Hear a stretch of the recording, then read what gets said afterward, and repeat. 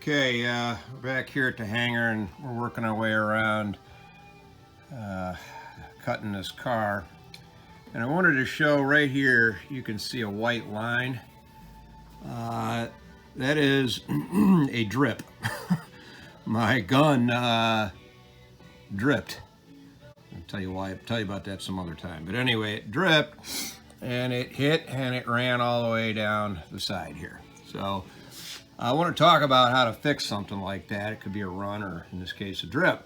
So do not try to sand those wet because the paper will cling to the surface and you'll cut through on the one side or the other or both of your drip. So you've got to sand a run or a drip or a sag, anything like that, you've got to sand dry.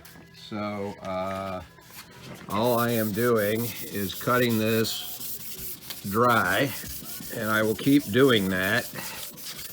And then you can wipe it off, and then when you come back and cut again, it'll show itself. So I will repeat this process until I get this out here. I can actually feel high. I've tried a bunch of different things to get this type of issue out of a car or vehicle, and the only thing I found that works is a lot of patience. It's irritating, but if they make a little stone, I don't know exactly what it's made out of, tool that you can use. Tried those. I cut through. I have tried brand new razor blades laid way over on their edge. I cut through. And I'd say I cut through pretty consistently trying to do anything other than sanding it. And you will occasionally cut through sanding it. It just requires a lot of patience, like a lot of this stuff here. Oddly, something I'm not necessarily known for, depending on. I have endless patience depending on the situation. But at any rate, we're going to work on making this side of the car look just as crappy as we've managed to make the other side of the car look. So things to look forward to. All right, back on our drip here. I water sanded this just to make it semi-shiny again. And as you can see, then I just pulled my block over the top of it. And where before that stripe was standing out, now it's gone. There may be one little hair right there. So I'll work that, and you've got to work these runs, drips, or errors, as Johnny Bench would say. I'm Johnny Bench. This is Krylon spray paint. And just 12 minutes later, it's dry to the touch. No runs, no drips, no errors. Dry, as I explained earlier, and then once that's done, then you can go to the water. So that's how to get a run, drip, or error out. All right, another quick update from the hangar here. It's 1300 or thereabouts, and that puts us about 8 hours into blocking Project Camaro. We've got about half this quarter and PAX door to do, and then we'll be done with the first grit. There you are. All right, here we are. At this point, the entire car has been cut to with our initial cut, with our initial sanding of 1000 grit paper. So tomorrow, well, yeah, probably tomorrow, we will pick up from here. So let's see, what was that?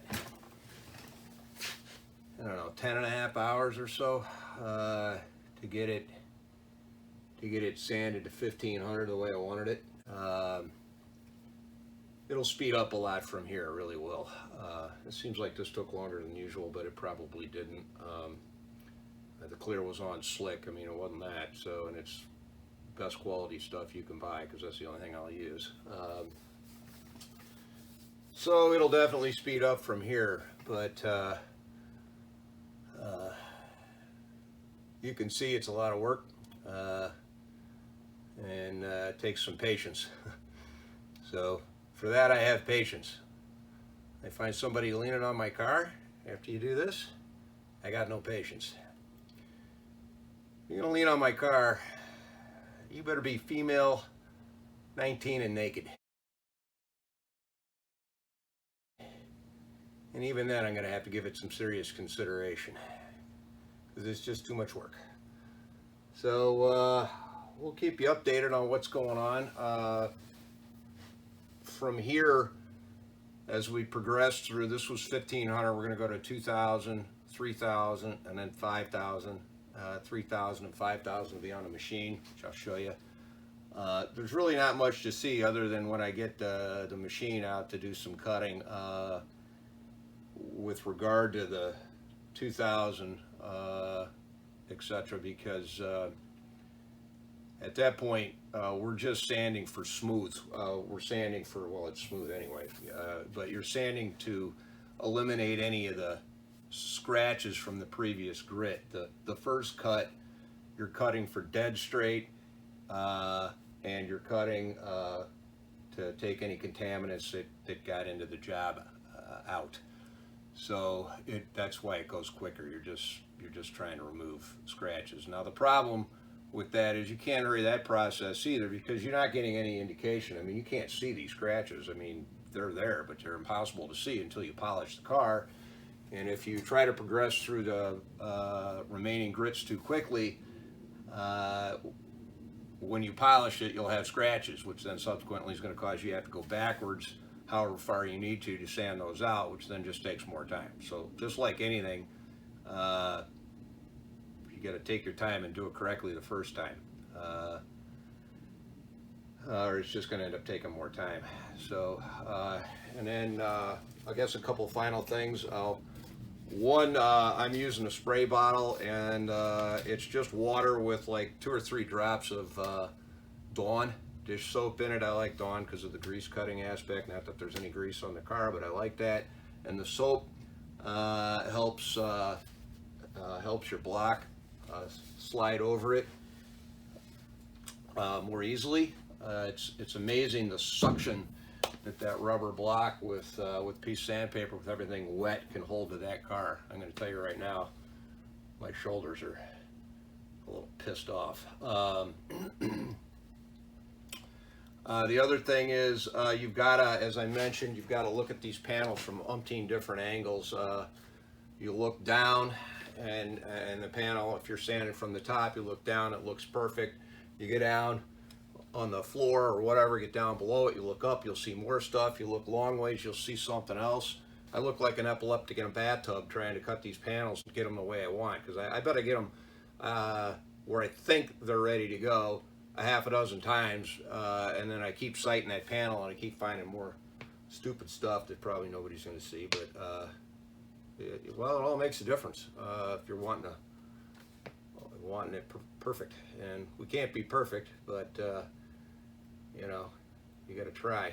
And my previous endeavors, I used to try to be perfect, and I still do, but in that case, I usually didn't get off the gate before I found something I could have done better. But then it's a matter of how close to perfect you can get, and that's where we are in all reality, because nothing's going to be perfect. So that's it for today from the hangar, because my otherwise charming personality is getting a little tired. So I'll find something else to do here for a little bit, and because I don't think I can sand anything else today, and then that'll be it.